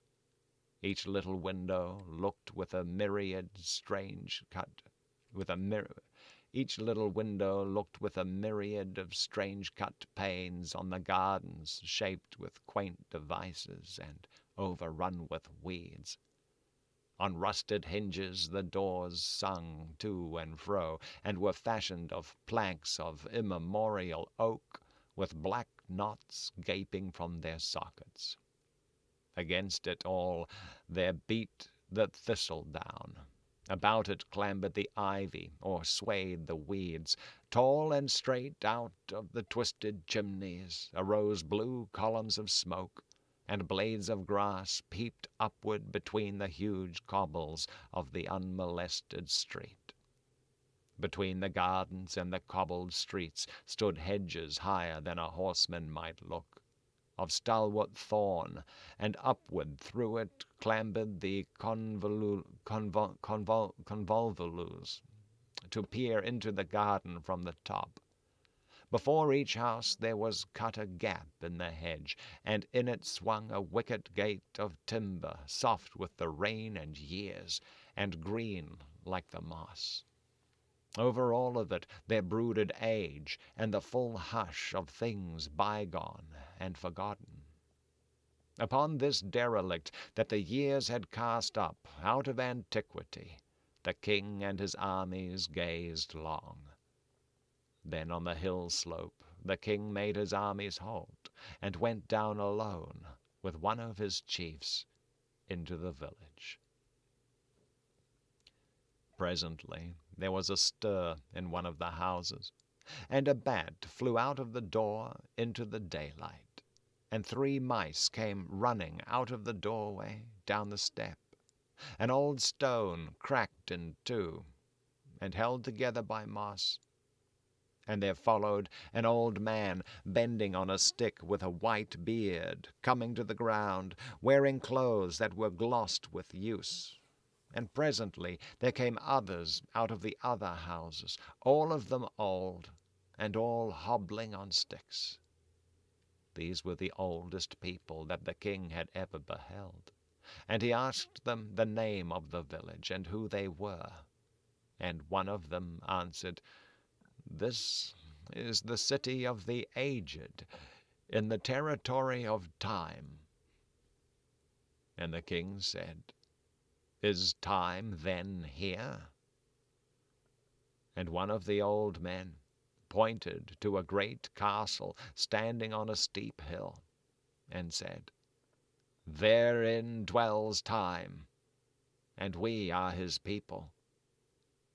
And they all looked curiously at King Carneth Zo, and the eldest of the villagers spoke again, and said, "Whence do you come, you that are so young?" And Carneth Zo told him how he had come to conquer time, to save the world and the gods, and asked them whence they came. And the villagers said, "We are older than always, and know not whence we came. But we are the people of time, and here from the edge of everything he sends out his hours to assail the world, and you may never conquer time."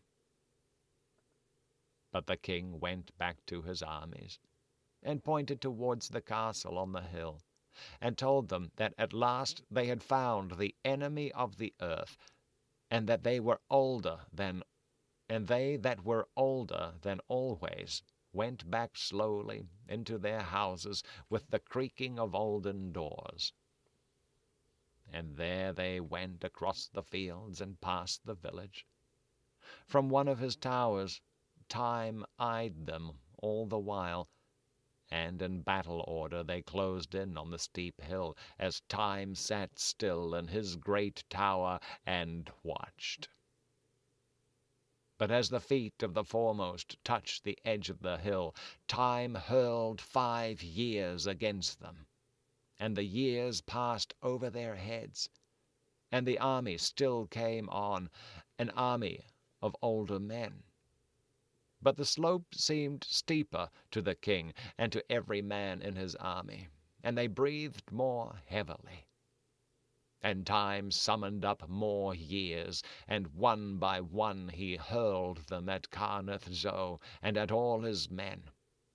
And the knees of the army stiffened, and their beards grew and turned grey, and the hours and days and the months went singing over their heads, and their hair turned whiter and whiter, and the conquering hours bore down, and the years rushed on, and swept the youth of that army clear away, till they came face to face, under the walls of the castle of Time, with a mass of howling years, and found the top of the slope too steep for aged men. Slowly and painfully, harassed with agues and chills, the king rallied his aged army that tottered down the slope. Slowly the king led back his warriors, over whose heads had shrieked the triumphant years. Year in, year out, they straggled southwards, always towards Zoon.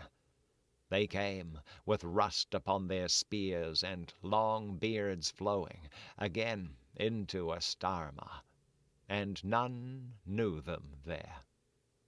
They passed again by towns and villages, where once they had inquired curiously concerning Time, and none knew them there either.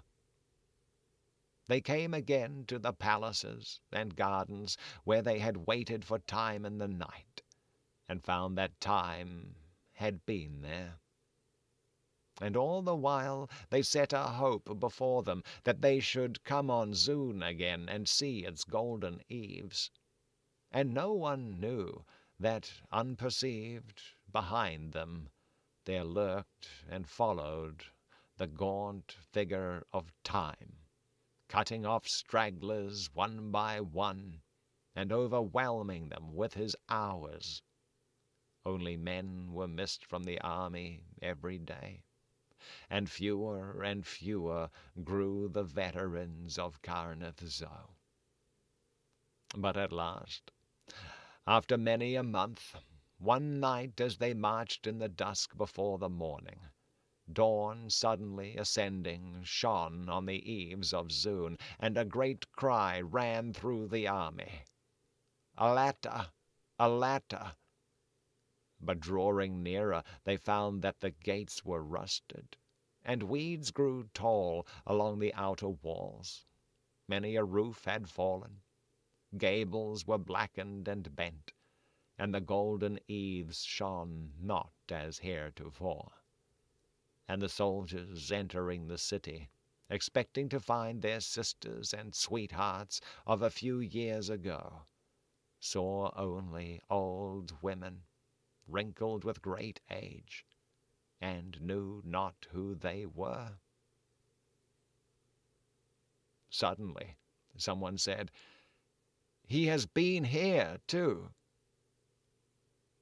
And then they knew that while they searched for Time, Time had gone forth against their city, and leagued it with the years, and had taken it while they were far away, and enslaved their women and children with the yoke of age.